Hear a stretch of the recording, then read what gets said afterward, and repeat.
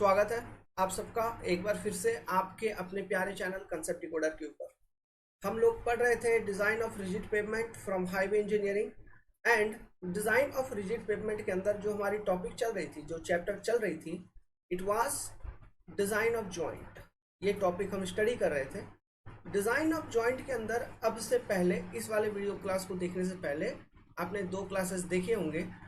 पहला वाला क्लास में मैंने हर एक तरह के जॉइंट का एक बेसिक इंट्रोडक्शन दिया था, उसका पर्पस क्या था, इस चीज़ से आपको अवगत कराया था, एक्सप्लेनेशन इसका आपको दिया था। नेक्स्ट वाले वीडियो क्लास में हमने पहला तरह का जॉइंट को स्टडी किया था, जो कि था एक्सपेंशन जॉइंट। ठीक है, अब हमारे पास बचे हैं 2 अलग अलग तरह के जॉइंट जिसको हम स्टडी करेंगे। तो हम चलिए अपना टॉपिक अब शुरू करेंगे कॉन्ट्रैक्शन जॉइंट से। तो हेडिंग दे दीजिए design of contraction joint.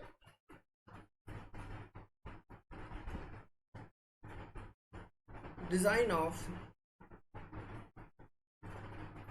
Contraction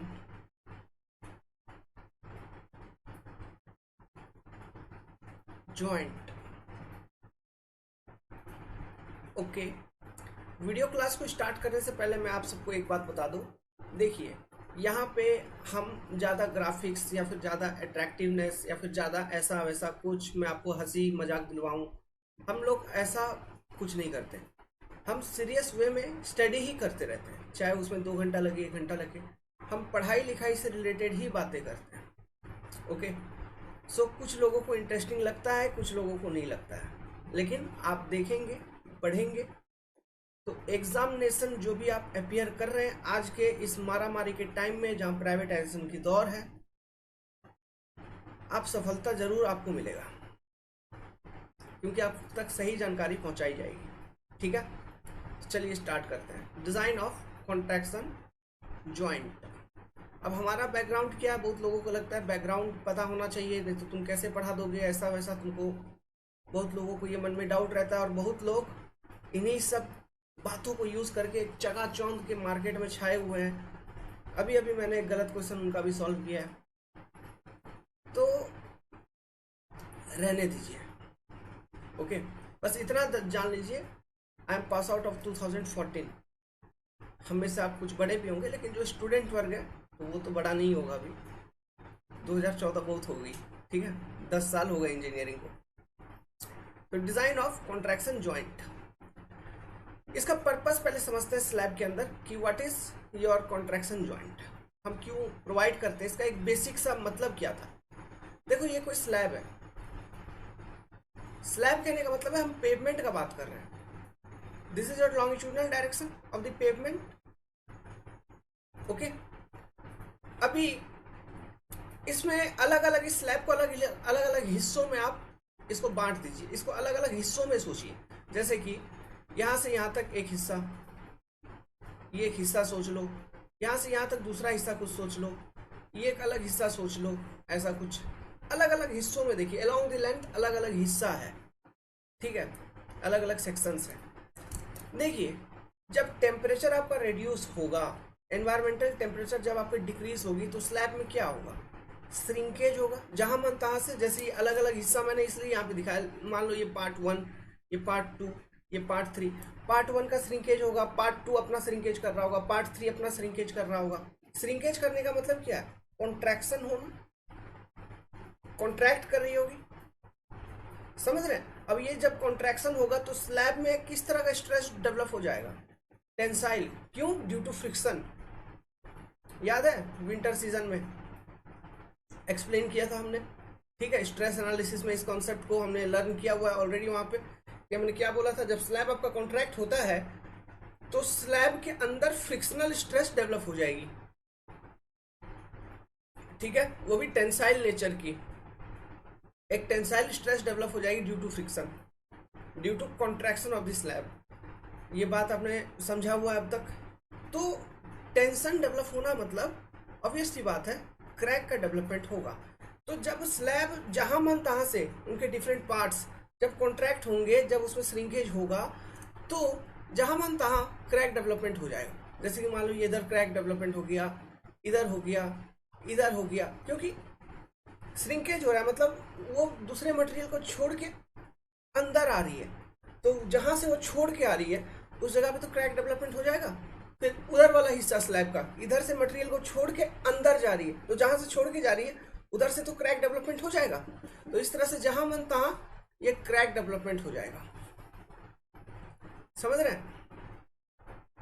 इस तरह से पूरे रोड में आपको रोड पूरा फटा चिटा लगेगा, तो गंदा लगेगा, भद्दा लगेगा, अच्छा नहीं लगेगा। ओके, और ये कब होगा? जब आपका स्लैब का टेम्परेचर डिक्रीज हो जाएगा और स्लैब आपका कॉन्ट्रैक्ट होने का कोशिश करेगा, तब ऐसे केसेस में इस तरह के कंडीशन होंगे। ड्यू टू श्रिंकेज जिधर मन तिधर क्रैक डेवलपमेंट होना शुरू हो जाएगा।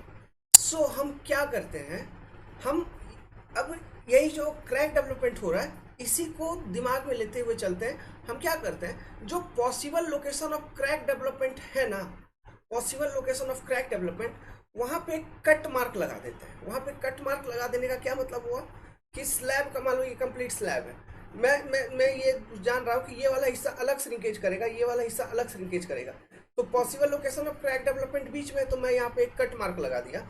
कट मार्क लगा देने से क्या होगा कि अब ये वाला स्लैब जब श्रिंक होगा तो इसको श्रिंक होने के लिए, मतलब हमने वहां पे चूंकि कट मार्क लगा दिया है, ठीक है, तो श्रिंक होने के लिए अलाउ कर रहे हैं, हम उसे श्रिंक होने के लिए अलाउ कर रहे हैं। तो ये वाले पार्ट को हम श्रिंक होने के लिए अलाउ करेंगे, उसी तरह ये वाले पार्ट को श्रिंक होने के लिए अलाउ करेंगे।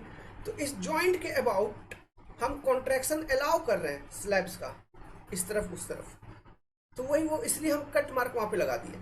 मतलब ये जो हम कॉन्ट्रैक्शन जॉइंट प्रोवाइड करते हैं, ये बेसिकली हम क्या प्रोवाइड करते हैं, these are the pre defined failure lines, मतलब crack development lines. Due to shrinkage, due to contraction, जो क्रैक डेवलप हो सकती थी स्लैब में जिस जिस पॉसिबल लोकेशन पे, हम उन लोकेशंस पे ही एक कट मार्क लगा देते हैं ताकि स्लैब का कॉन्ट्रैक्शन हम अलाउ कर पाए, स्लैब का कॉन्ट्रैक्शन अलाउ कर पाए। मतलब पहले से ही काट दिए स्लैब को, पहले से उसमें उसको वहां पे गैप प्रोवाइड कर दिए। गैप यहाँ पे उतना बड़ा गैप नहीं रहता है, जस्ट हम मटेरियल को, मतलब दो स्लैब का दो हिस्सों को अलग अलग कर देते हैं। यहाँ पे गैप देने की जरूरत नहीं है, स्लैब के दो दो हिस्सों को बस एक कट मार्क लगा के अलग अलग कर दिया है ना, वो भी कंप्लीटली अलग नहीं, कुछ दूर तक। क्यों? जब वो श्रिंकेज होगा, मतलब ऊपर से हम जस्ट सुनिए क्या कहने का कोशिश कर रहा हूँ, ये ज्वाइंट हम कैसे प्रोवाइड करते हैं। बेसिक तो कुछ कुछ अभी समझ में आ रहा है। इस ज्वाइंट का अंदर का हिस्सा क्या है, दिस आर बेसिकली, ये ध्यान रखना, जो श्रिंकेज होने के कारण जहां जहां क्रैक डेवलपमेंट हो सकता था स्लैब में, ठीक है, तो उन्हीं लोकेशंस पे हमने कट मार्क लगा दिया ताकि अब स्लैब फ्री हो फॉर कॉन्ट्रैक्शन। ओके, तो देखिए, मान लो मैं ये क्रॉस व्यू दिखा रहा हूं, मतलब अलोंग दी डेप्थ में आपको दिखा रहा हूं। ये मान लो स्लैब है, ठीक है, ऐसे होगा, ऊपर में ऐसे स्लैब होगा, समझ रहे हो कि नहीं? दिस इज द स्लैब, मतलब pavement, this is your longitudinal direction, ये आपका लॉन्गिट्यूडनल डायरेक्शन है, दिस इज द थिकनेस जो आप देख रहे हो h। अब देखिए हम क्या करते हैं, यहाँ पे कट मार्क लगाने का मतलब है, लेट्स सपोज यहाँ पे मेरे को कॉन्ट्रैक्शन जॉइंट प्रोवाइड करनी है, तो इस तरह से कुछ मैं एक कट मार्क लगा देता हूँ स्लैब के ऊपर पूरे ओवरऑल विड्थ में, ठीक है। बस इतना ही कट मार्क लगा के हमने छोड़ दिया और कुछ नहीं किया, इतना ही कट मार्क लगा के छोड़ दिया। अब देखिए, तो स्लैब का ये वाला हिस्सा, ये एक अलग अलग हिस्सा बन गया स्लैब का, जहां अभी ग्रीन शेडिंग कर रहा हूँ। इधर वाला इस कट मार्क के अबाउट अलग हिस्सा हो गया। अब जब टेम्परेचर रिड्यूस होगी तो ये वाला हिस्सा अपना श्रिंक करेगा, ये वाला हिस्सा अपना श्रिंक करेगा। जब श्रिंक करेगा तो हमने क्या मतलब, जब श्रिंक करेगा अलग अलग ये दोनों हिस्से, तो यहाँ पे अगर आप जॉइंट नहीं दिए रहते ये, या फिर ये कट मार्क नहीं लगाए रहते, तो इस लाइन के अबाउट ये क्रैक डेवलपमेंट होना शुरू हो जाता क्या। तो चूंकि यहाँ पे हमने एक पहले से कट लगा दिया, मतलब स्लैब को कॉन्ट्रैक्ट होने के लिए अलाउ कर रहे हैं इस लाइन के अबाउट, तो ये कॉन्ट्रैक्ट होगी, मटेरियल दोनों आपका अलग अलग जाएगा अंदर की ओर, है ना, इधर कॉन्ट्रैक्ट होगी, तो उस कारण से फिर इस तरह से एक क्रैक डेवलपमेंट हो जाएगा। तो इस तरह से डिफरेंट कट मार्क लगा के हम रखते हैं रोड पे, ताकि हम स्लैब के डिफरेंट हिस्सों को जो श्रिंकेज हो सकती थी उसको होने के लिए अलाउ करें, तो वो अलग अलग हिस्सा अपना अपना श्रिंकेज होता रहेगा उसमें। सो ये जो जॉइंट है इसको हम कहते हैं कॉन्ट्रैक्शन जॉइंट। ये जो आपने कट मार्क लगा दिया इसी को हम कहते हैं contraction joint. So what are this? This are basically the pre defined failure lines. जो कि हो सकती थी स्लैब के अंदर due to shrinkage when temperature of the slab get reduced. मैं ऐसा कह सकता हूँ, है कि नहीं? क्लियर बात समझ में आई? ठीक है, तो this is the contraction joint. अब चलिए इसका डेफिनेशन लिखते हैं, इसका डेरिवेशन वगैरह निकालेंगे। डेरिवेशन में क्या करना है बेसिकली कि स्पेसिंग क्या होना चाहिए कॉन्ट्रैक्शन जॉइंट का, what must be the spacing, पहला चीज ये, यही हमको निकालना है। यही हो गया इसका डिजाइन, स्पेसिंग क्या होना चाहिए। अब देखिए, ये जो कॉन्ट्रैक्शन जॉइंट हम प्रोवाइड करते हैं, हम इसको दो तरह से बना सकते हैं कि विथ डोवेल बार को यूज करके, मतलब रीइंफोर्समेंट को यूज करके हम कॉन्ट्रैक्शन जॉइंट प्रोवाइड कर सकते हैं with dowel bar and without dowel bar, ठीक है। आप इस तरह से भी कॉन्ट्रैक्शन जॉइंट को डिजाइन कर सकते हैं। यहाँ पे बेसिकली क्या है, आपको एक गैप प्रोवाइड करना है, मतलब गैप नहीं, एक कट मार्क प्रोवाइड करना है ताकि स्लैब का कॉन्ट्रैक्शन आप अलाउ करवा पाओ। बस इतना ही पर्पस है इसका, है ना। अच्छा, ये जो जॉइंट है, जो कॉन्ट्रैक्शन हो रही है स्लैब की, ये लॉन्गिट्यूडनल डायरेक्शन में कॉन्ट्रैक्शन हो रही है और जॉइंट आपने ट्रांसवर्स डायरेक्शन में प्रोवाइड कर रखा है, ठीक है। जो कॉन्ट्रैक्शन हो रही है it is in longitudinal direction और जॉइंट आपने प्रोवाइड किया है ट्रांसवर्स डायरेक्शन के अंदर। ये बात भी साफ है, क्लियर है, इसमें भी नो कंफ्यूजन। तो देखिए, यहाँ पे डोवेल बार मतलब रीइंफोर्समेंट प्रोवाइड करने का बेसिक ऑब्जेक्टिव क्या है, अगर आप पूछोगे। अब आगे तो सब कुछ डिस्कशन होगा ही, लेकिन एक बेसिक क्लियर करते चलिए, इधर से ही सब डेरिवेशन करवाएंगे, लेकिन बात सुननी भी होती है। देखिए क्या है, हम क्या यहाँ पे देख रहे हैं, हम ये देख रहे हैं कि स्लैब जो है आपका विंटर सीजन, जब विंटर सीजन बात कर रहा हूँ मैं बेसिकली यहाँ पे विंटर सीजन में क्यों बोल रहा हूँ, क्योंकि विंटर सीजन में ही नॉर्मली आपका टेम्परेचर डिक्रीज होता है। जब टेम्परेचर डिक्रीज होती है तो स्लैब में श्रिंकेज आएगी, कॉन्ट्रैक्शन आएगी। जब स्लैब में श्रिंकेज या फिर कॉन्ट्रैक्शन आएगी, जब स्लैब में श्रिंकेज या फिर कॉन्ट्रैक्शन आएगी, तो ऐसे केसेस में एक फ्रिक्शनल फोर्स डेवलप हो जाता था स्लैब के नीचे, आपने देखा था।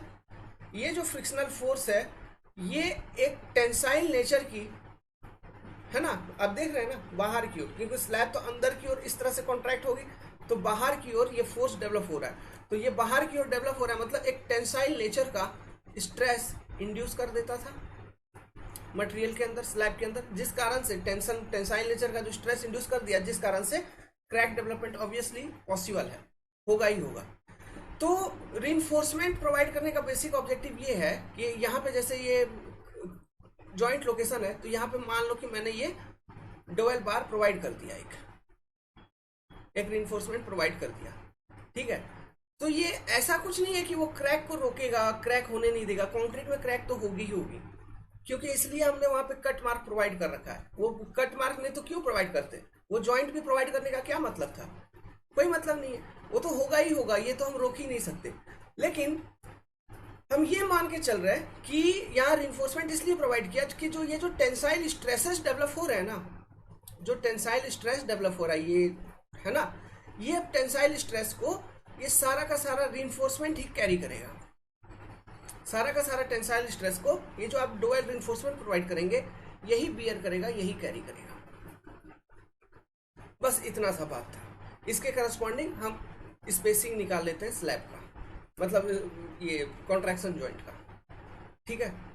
चलिए आगे अब धीरे धीरे चालू करते हैं और बहुत डिटेल में समझ में आएगा आपको ये कॉन्ट्रैक्शन जॉइंट का बेसिक फिलॉसफी, बेसिक कॉन्सेप्ट। सो सबसे पहले तो हम क्या लिख सकते हैं कॉन्ट्रैक्शन जॉइंट के बारे में, डेफिनेशन इसका लिख सकते हैं, या फिर आप ऐसे लिखिए, हेडिंग डाल दीजिए एक छोटा सा, contraction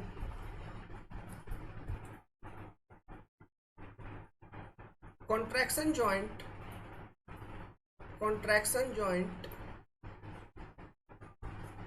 are provided in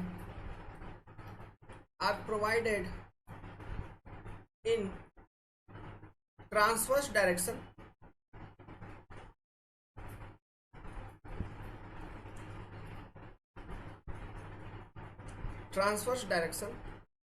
to allow the contraction of slab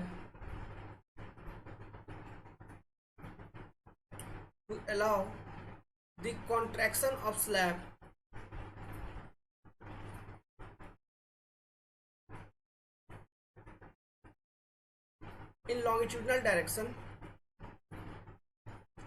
in longitudinal direction due to fall of environmental temperature.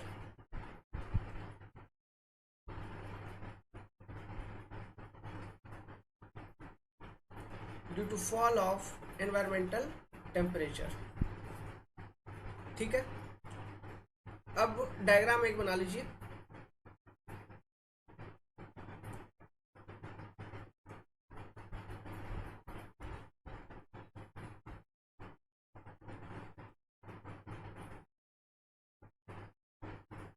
ये स्लैब है, तो अलग अलग लोकेशन पे हम कॉन्ट्रैक्शन जॉइंट प्रोवाइड करेंगे। जैसे कि मान लो यहाँ पे प्रोवाइड किया, एक जॉइंट यहाँ पे प्रोवाइड किया, ओके।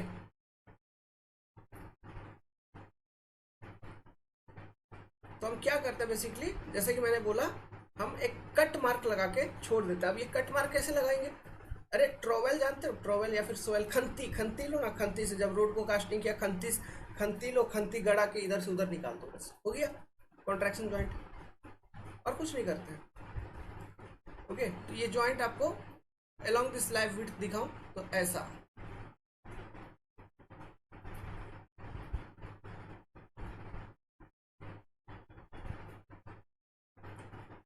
ठीक है। इस तरह से आपने कॉन्ट्रैक्शन जॉइंट बना दिया है। इसको थोड़ा सा रुकिए, अभी ये डायग्राम और अच्छा दिखेगा, ठीक है। तो ये जो आपने प्रोवाइड किया है दीज आर, तो यहाँ पे ये स्लैब के डिफरेंट पैनल है, देखिए slab panel 1, slab panel 2, slab panel 3, है ना। और ये दो कॉन्ट्रैक्शन जॉइंट के बीच का ये है spacing, spacing between contraction joint.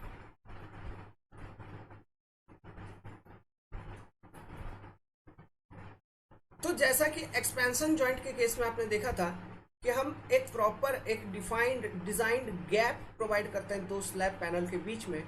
यहाँ पे वैसा नहीं करते हैं, स्लैब आपका कनेक्टेड ही है, थ्रू आउट द डेप्थ आपका कनेक्टेड है, बस टॉप में एक कट लगा के छोड़ देते हैं। और वो क्या है? These are the cut indicating the pre defined failure line. These are the cut जो इंडिकेट करते हैं predefined failure line due to shrinkage of concrete, है ना, due to contraction of concrete when the environmental temperature get reduced. जब इसमें panels में shrinkage होगा, independent shrinkage होगा, तो ये वाला इस तरह से, फिर इसमें टेंसाइल क्रैक डेवलप हो जाएगी, इसमें इस तरह से टेंसाइल क्रैक डेवलप हो जाएगी। समझ में आ रहा है? इस तरह से, ठीक है, ये चीज है। अब देखो, अब एक चीज यहाँ पे और एक बात सुन लीजिए, इतना लिखिए, ये सब लिखिए, डायग्राम बनाइए। एक बात यहाँ पे और सुनिए कि ये जो मैं यहाँ पे एक कट मार्क ऊपर लगाने का बात कर रहा हूँ, तो एक कट मार्क लगा रहा हूँ तो ऊपर तो एक गैप जैसा आपको दिखेगा ही दिखेगा, क्योंकि आपने कट मार्क लगा दिया। तो क्या इसको हम ऐसे खुला छोड़ देते हैं कट मार्क लगा के?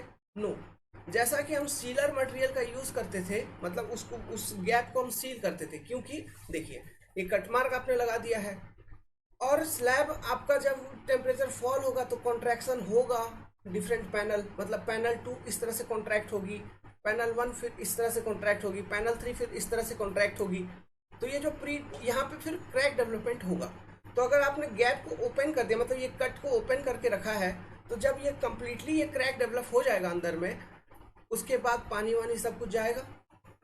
फिर आपको मालूम, रोड का सबसे बड़ा दुश्मन है पानी, क्योंकि पानी नीचे जैसे जाएगा, रीइंफोर्समेंट जो होगा उसमें जंग लगा देगा, ये तो RCCFL है। फिर अंदर मिट्टी तक पहुंच गया, सब ग्रेड तक, उसको बेकार करना चालू कर देगा, पंपिंग वंपिंग का सब कंडीशंस आना चालू हो जाएगा, है ना। डिफरेंट टाइप ऑफ फेलियर होता है, ये सब आगे डिस्कस करेंगे, तो वो सब चीजें होना शुरू हो जाएंगी।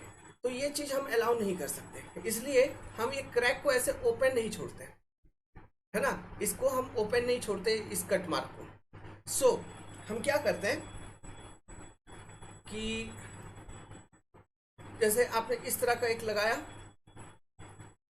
ओके,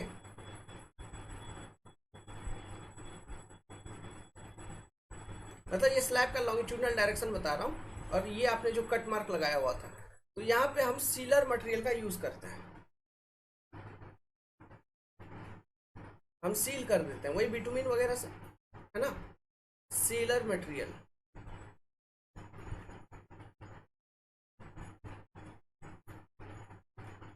ताकि पानी वानी उसमें पेनिट्रेट ना करे। ठीक है, ये क्रैक तो वहां पे डेवलप होगा, ये अंदर में क्रैक है, वो नो डाउट। ये पैनल 1 है, मान लो this is panel 2 of slab.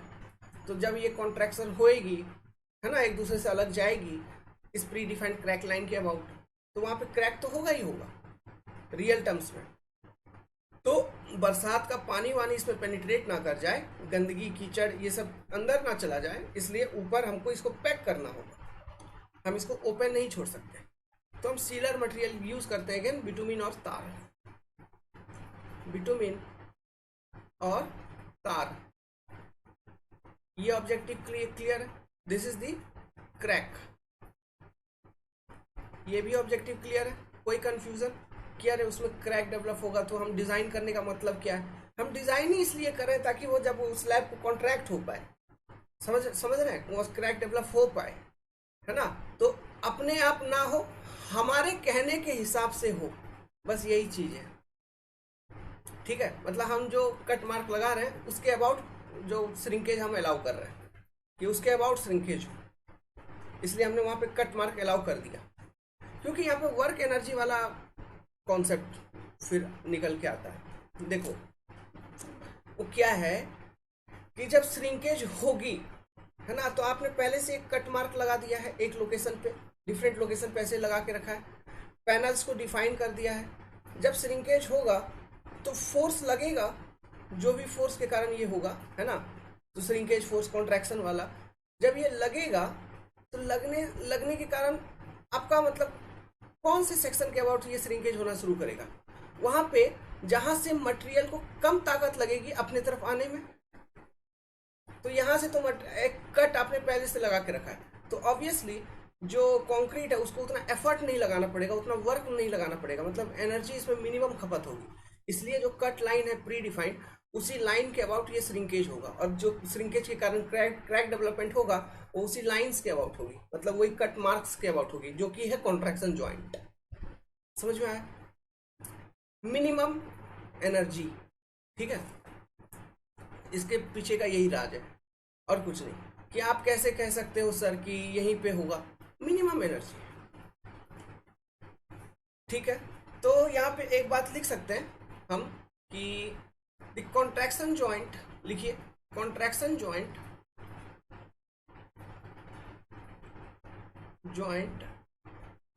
provided are basically called as predefined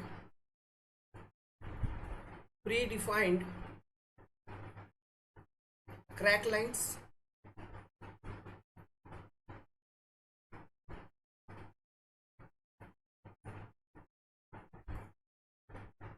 next लिखिए contraction joint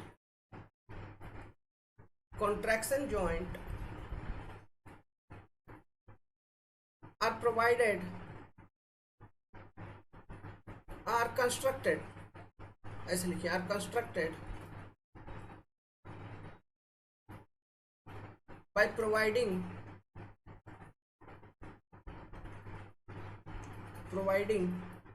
a cut mark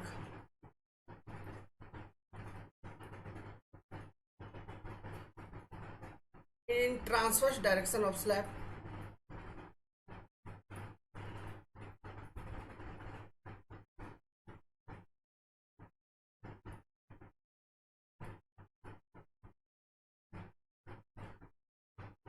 कह सकते हैं एक कट मार्क आपने प्रोवाइड कर दिया स्लैब के ट्रांसवर्स डायरेक्शन में। फिर आगे लिखिए लेटर ऑन, भविष्य में या फिर कालांतर में, समय के साथ, later on when the environmental temperature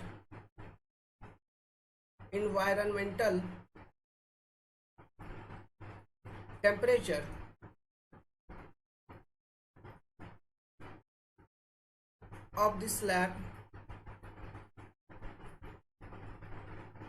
get reduced.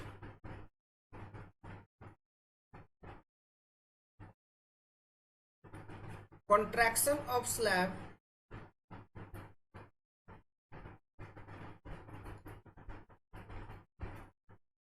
is initiated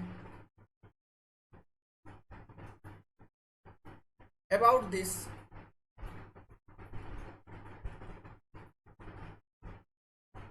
cut marks provided and crack develops.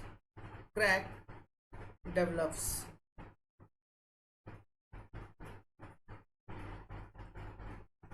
ठीक है, सो ये समझ गए आप?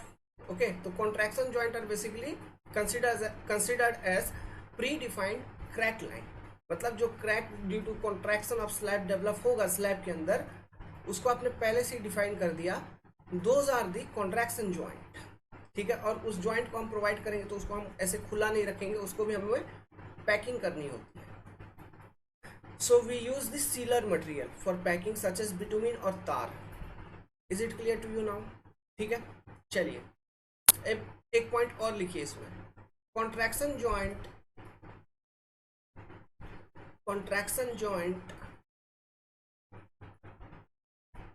can be provided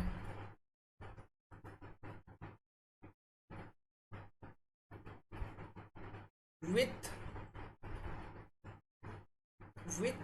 or without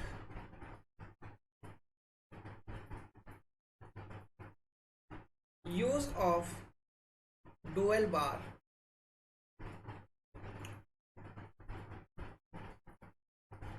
अच्छा, आप जेन्युइनली बताना कि हम जो आके आपको पढ़ाते हैं, ठीक है, तो इससे आपको सब आपका कॉन्सेप्ट क्लियर होता है, सब्जेक्ट क्लियर होता है कि नहीं होता है? आप ये बात बताइए, कमेंट करिए। इससे क्या होगा ना कि हमें मालूम होगी, या फिर आप मैसेज करिए। और देखिए, वीडियो में अगर लाइक और कमेंट कर देंगे तो ये बेटर है, अच्छा रहेगा। तो हमने ये देखा, और कॉन्ट्रैक्शन जॉइंट को विद या विदाउट डोवेल बार हम डिजाइन कर सकते हैं। डिजाइन करने का मतलब है स्पेसिंग बिटवीन कॉन्ट्रैक्शन जॉइंट को हमें कैलकुलेट करना है, निकालना है। और कोई मतलब है? कोई मतलब नहीं। तो चलो इसको निकालने का कोशिश करते हैं। तो केस 1, ठीक है, मतलब अब इसका डिजाइन, मतलब लिख लो इसका डिजाइन का मतलब spacing between contraction joint, spacing between contraction joint, spacing between contraction joint में case 1 without use of dowel bar, without use of dowel bar, मतलब आपने क्या किया, आपने जस्ट एक कट मार्क लगा के छोड़ दिया, ओके, और हमने कुछ नहीं किया। तो देखो, वही सेम स्लैब बनाता हूं जो हमने फ्रिक्शन के केस में बनाया था।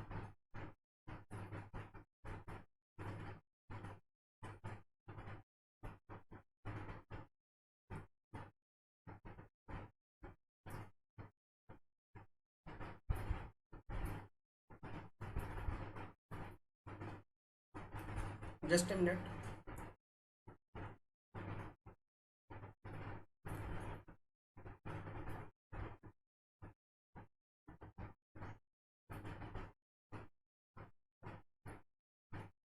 ठीक है, यहां तक क्लियर है? अब देखिए, चलिए इसको भी डॉटेड लाइन से मिला दिया।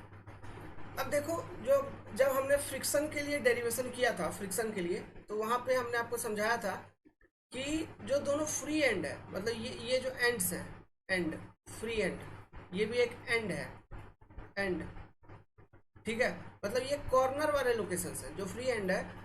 फ्री एंड से कॉन्ट्रैक्शन आपका इनिशिएट होगा दोनों बगल, और सिमेट्रिकल कॉन्ट्रैक्शन होगी। एक्सपेंशन के केस में भी ये देखा था।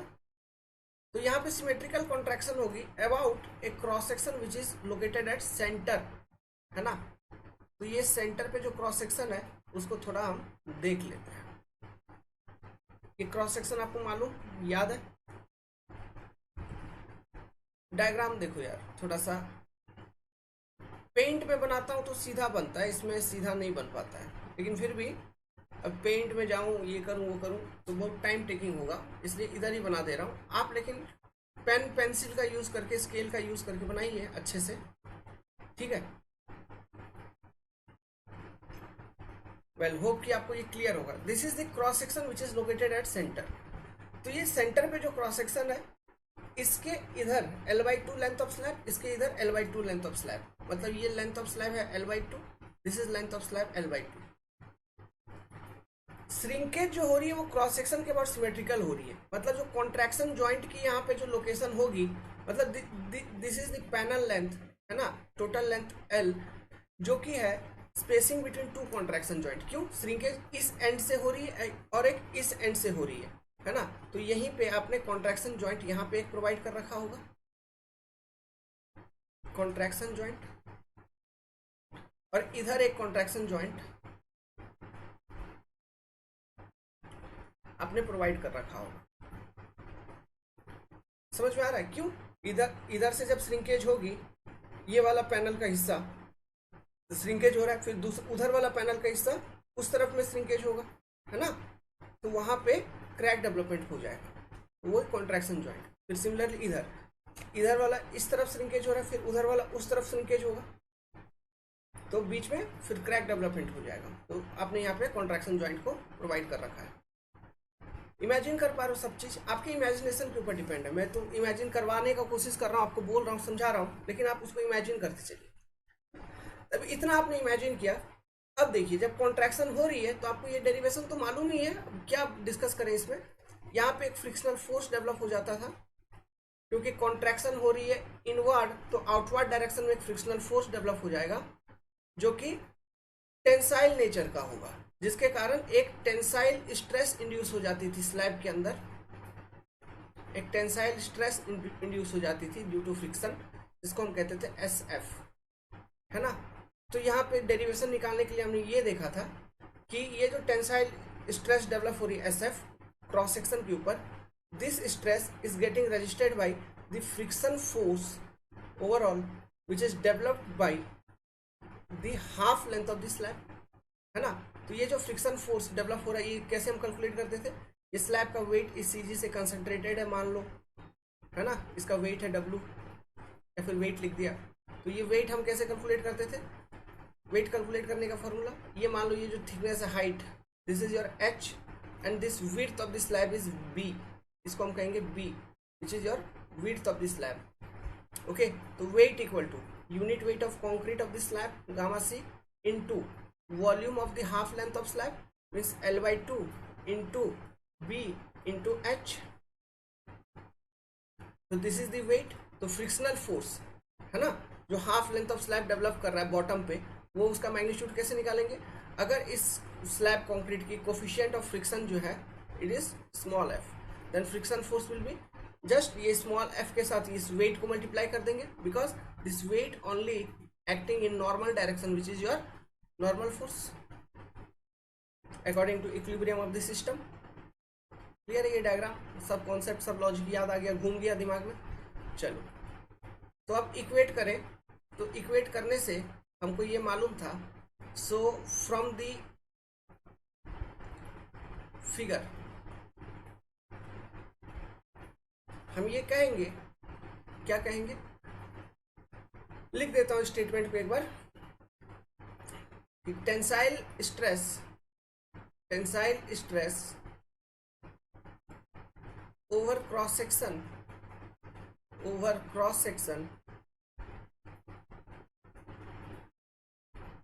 is registered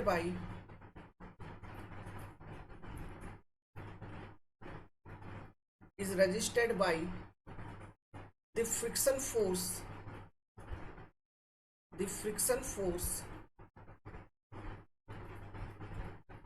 developed LPD developed by half length of slab, tensile stress over cross section at centre, ऐसा ऐसा लिखिए यहाँ पे, क्रॉस सेक्शन कंप्लीट लिखिए यहाँ पे ऐसे, cross section at centre, centre पे वो क्रॉस सेक्शन है, registered by friction force developed by half length of slab. देखो आप मेरे से पूछोगे सर ये सब किताब में तो नहीं है ऐसा वैसा, तो कोई बात नहीं, कोई बात नहीं, आपके दिमाग में तो है, क्वेश्चन आएगा तो सॉल्व तो होगा क्वेश्चन, यही सब बातें वो पूछते हैं। तो बात क्या है, जो एक्चुअल फैक्ट है, जो चीज़ें हैं, हम उसी को पकड़ के पढ़ाई कर लेते हैं। किताब में जो जंप स्केयर है, अनसेंट चीज थ्योरी बड़ा बड़ा, वो सब नहीं पढ़ते हैं, क्योंकि इन्हीं सब बातों को घुमा के 1000 बार लिखा है उसमें, एक बार में हम समझ लेंगे। वो तो आपको समझाने का कोशिश कर रहा है, मैं यहाँ पे आपको इतना सारा बात बोल रहा हूँ, ओके, तो वही मैटर हो जाती है। तो ये इक्विलिब्रियम इक्वेशन हो गया, ये क्या है, this is your equilibrium equation, equilibrium equation.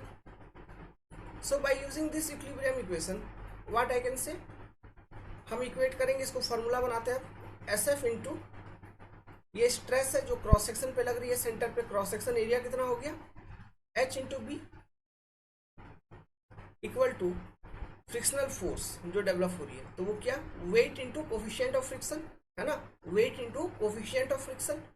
तो वेट का तो आपको मालूम, वेट क्या, gamma C into L by two into B into H, this is your volume into unit weight of concrete into coefficient of friction F.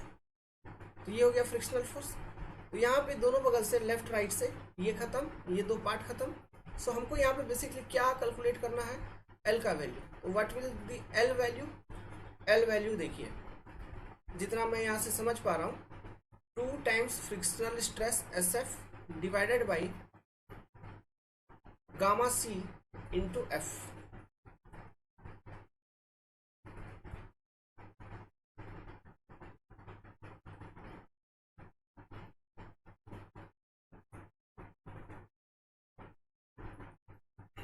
हो गया derivation, IRC data.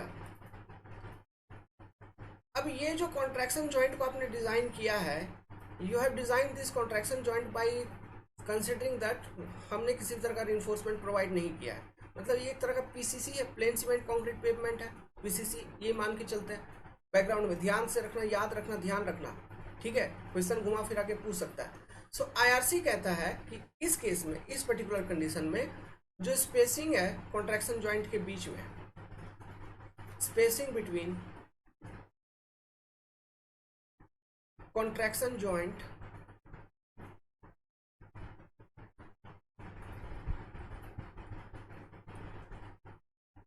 should not be greater than 4.5 metre.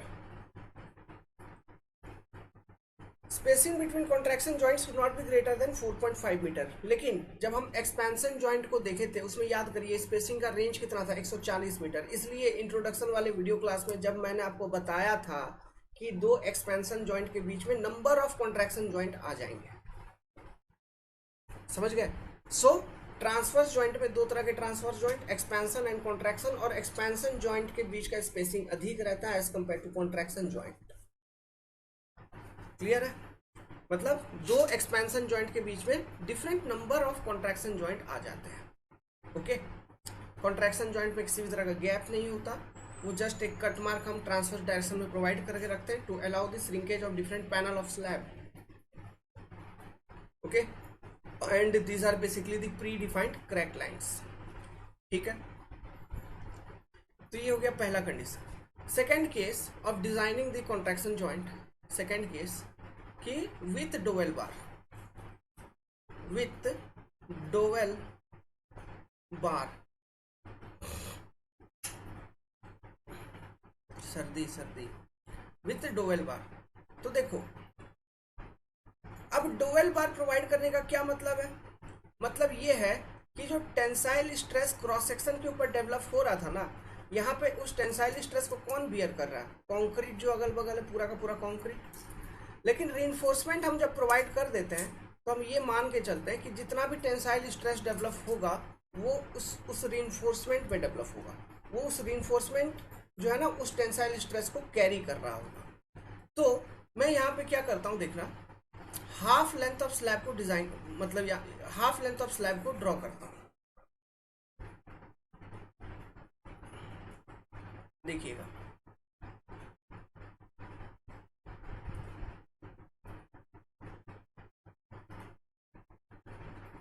इतना टेढ़ा मेढ़ा क्या बन रहा है आजकल ना, बहुत करप्शन चल रहा है ना।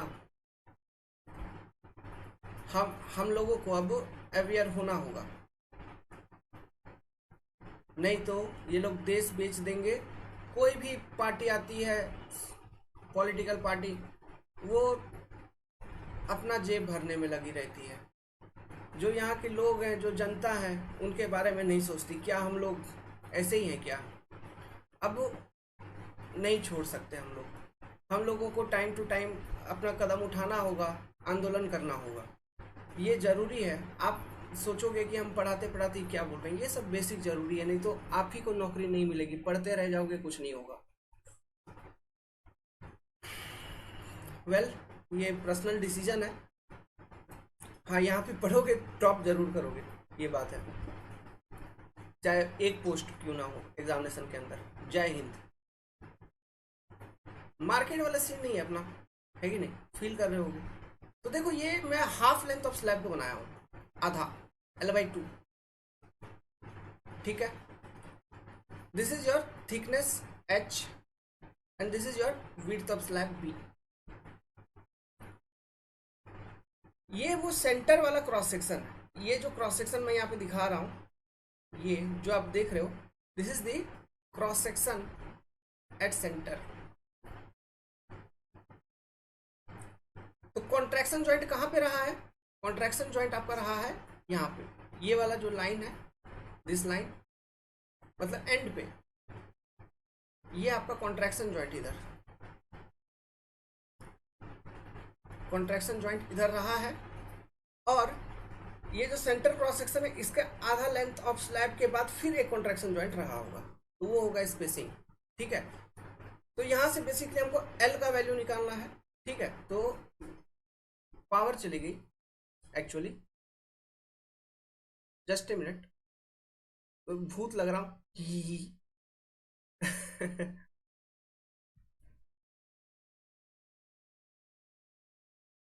तो अब हम बिना लाइट के करेंगे, कोई बात नहीं, छोटा सा टॉपिक है, समझ जाएंगे। अब देखिए, तो जब ये कॉन्ट्रैक्ट होगा एंड से, फ्रिक्शनल फोर्स बॉटम में डेवलप हो जाएगी। देखिए बॉटम में मैं बना रहा हूँ, है ना, मतलब बॉटम में, ये जो बॉटम है स्लैब का, ये फ्रिक्शनल फोर्स डेवलप करेगा, ठीक है। कितना उसका मैग्नीट्यूड आपको मालूम है, ये फ्रिक्शनल फोर्स F लिखता हूँ, दिस फ्रिक्शनल फोर्स F, ये जो यहाँ पे डेवलप होगा, coefficient of friction F into weight of concrete of the half length of slab, तो गामा इंटू, फिर गामा कॉन्क्रीट इंटू क्या लिखेंगे, volume L/2 into B into H, ठीक है, इतना। अब देखिए, आपने अगर यहाँ पे डोवेल रिइंफोर्समेंट प्रोवाइड कर रखा है, तो डोवेल रिइंफोर्समेंट प्रोवाइड करने का मैंने क्या बोला था, हम कहाँ पे डोवेल रिइंफोर्समेंट प्रोवाइड कर, एकदम सेंटर वाले लोकेशन पे, है ना। इस तरह से आपने डोवेल रिइंफोर्समेंट यहाँ पे प्रोवाइड कर रखा होगा। ये डोवेल रिइंफोर्समेंट आपने प्रोवाइड कर रखा है, क्लियर है? This are the dowel reinforcement. Let's suppose this is your the stress, जो इस रिइंफोर्समेंट में, tensile stress sigma ST, and जो इस रिइंफोर्समेंट का एरिया है ओवरऑल AST, मतलब उस क्रॉस सेक्शन पे टोटल रिइंफोर्समेंट का एरिया का मैं बात कर रहा हूँ, not of single steel, total area जो रिइंफोर्समेंट का है इस क्रॉस सेक्शन। और ये आपने डोवेल रिइंफोर्समेंट जो यहाँ पे प्रोवाइड कर रखा है, कितने लेंथ पे, मतलब कितने डेप्थ पे, अगेन H/2 इसका मैकेनिज्म है, हमेशा सेंटर पे हम प्रोवाइड करके रखते हैं, ठीक है। ये समझ में आया? तो यहाँ पे अब पावर आ गई, let me take the webcam, आ गया। हाँ, तो क्या बोल रहा था, समझ गया ना? मतलब क्रॉस सेक्शन के ऊपर आपने डोवेल रिइंफोर्समेंट दिखेगा आपको, H/2 डेप्थ पे दिखेगा आपको डोवेल रिइंफोर्समेंट, ठीक है, ये क्रॉस सेक्शन के ऊपर दिखेगा। अब टोटल रिइंफोर्समेंट का जो एरिया मान लो AST है, और स्ट्रेस जो उसमें कैरी करा वो सिग्मा एस टी है। और ये स्ट्रेस कौन सा, वही टेंसाइल स्ट्रेस, मतलब ये जो फ्रिक्शनल फोर्स अब डेवलप हो रहा है ना, this total force will be registered by the total, मतलब इसके कारण एक टेंशन इंट्रोड्यूस हो रहा है कि नहीं क्रॉस सेक्शन के ऊपर, तो वो जो टेंशन है वो टोटल कौन कैरी करेगा, ये रिइंफोर्समेंट, ये डोवल रिइंफोर्समेंट, हम ये मान के चलेंगे। ओके, सो मैं यहाँ से इक्विलिब्रियम इक्वेशन ये लिख सकता हूँ कि A S T into sigma S T will be equal to क्या, gamma concrete into L by two into B into H, इतना। तो यहाँ से मुझे वैल्यू किसका निकल जाएगा, एल का, तो L equal to 2 times sigma S T stress in steel, stress in dowel bar into A S T divided by F gamma C into B into H. This is your spacing जो आप निकालोगे। अभी ये value 4.5 metre जो value बताया, इसके लिए उसका ये वैल्यू नहीं है, ये कुछ भी हो सकता है, क्योंकि यहाँ पे तो हम प्रॉपर इन्फोर्समेंट यूज कर रहे हैं, प्रोवाइड कर रहे हैं, तो दिस वैल्यू में वेरी, ठीक है। इसके लिए कोई गाइडलाइन फिर नहीं दिया IRC ने, ये बात को ध्यान रखिएगा। होप कि आपने डोवेल मतलब कॉन्ट्रैक्शन जॉइंट को समझा, उसका स्पेसिंग निकालने का तरीका को आपने समझा, with dowel bar without dowel bar. तो विदाउट डोवेल बार तो बेसिक वो फ्रिक्शन वाला मैकेनिज्म को यूज करके निकाल लिया। विथ डोवेल बार, तो डोवेल बार हम प्रोवाइड करते हैं हमेशा सेंटर पे, मतलब आधे डेप्थ पे। तो आधे डेप्थ पे आपने क्रॉस सेक्शन पे कुछ रिइंफोर्समेंट आपको दिख रहा होगा, उसमें मान लो स्ट्रेस है sigma S T, total reinforcement है ए एस टी। तो जब कॉन्ट्रैक्शन होगी, जो फ्रिक्शन के कारण जो फोर्स डेवलप हो रहा है बॉटम ऑफ स्लैब पे, आधा हिस्सा का स्लैब का जो बॉटम ऑफ स्लैब पे जो फोर्स डेवलप हो रहा है, that force will B now registered by the total, मतलब रिइंफोर्समेंट के अंदर टेंसाइल स्ट्रेस जो कैरी कर रहा है, मतलब जो डेवलप हो रही है वो, है ना, उसके वो चीज़ रजिस्टर करेगा, मतलब ये दोनों अब इक्वल हो जाएंगे। तो यहाँ से इक्वेट करके हम इस तरह से वो निकाल लेते हैं, क्या, spacing between the contraction joint. Clear है, ठीक है। तो इसी के साथ इस वीडियो को एंड करते हैं। अब एक जॉइंट छोटा सा बचा, लॉन्गिट्यूडिनल जॉइंट, उसको अलग वीडियो में। एंड्रॉयड ऐप को डाउनलोड कर लीजिए। पूरा सिविल इंजीनियरिंग अगर आपको लर्न करना है by us, by concept decoder, A to Z, from pre to objective, है ना, मतलब objective to mains, sorry mains. The enrolment fee is 3,499। Start your preparation today for SSC JEE examination. मैं इसी को अभी टारगेट कर रहा हूँ, SSC JEE, क्योंकि अदर एग्जामिनेशन का कोई सीन अता पता रहता नहीं है। तो रेगुलर लेवल पे यही एग्जामिनेशन है। तो SSC JEE 2023 में जो होगा, enrolment fee 3,499 for civil and ESC and GATE. ESC तो होगी ही, गेट भी होगा ही। आपको 50,000 रुपया खर्चा करने का जरूरत नहीं है, यूजलेस, अगर सोचो तो फालतू का है। Enrol today, join us at 3499 concept decoder. My contact number is 7008 420 353। एक फैक्ट मैं आपको बता देता हूँ। एक्चुअली क्या है कि अदर जो आप कोचिंग देख रहे हैं, जो एस्टेब्लिश किया गया है ऑनलाइन, ये लोग जब नहीं थे, है ना, I have started teaching at YouTube civil engineering. हमने स्टार्ट किया था 2015 तब से, तो हम तब से पढ़ा रहे हैं, जब से ये लोग नहीं थे। बस दिक्कत ये है कि I have not adopted the marketing strategy, किसी तरह का मार्केटिंग, ये वो 50,000 20,000 10,000 मैंने आपको नहीं बोला। ये फीस भी हम लेते हैं, क्यों, स्टूडेंट ने फोर्स करके बोला है कि सर आप फीस लीजिए, नहीं तो आप फ्री में पढ़ा देंगे तो उसको वैल्यू नहीं करेंगे लोग, इसलिए मैं फीस लेता हूँ। Okay, good luck.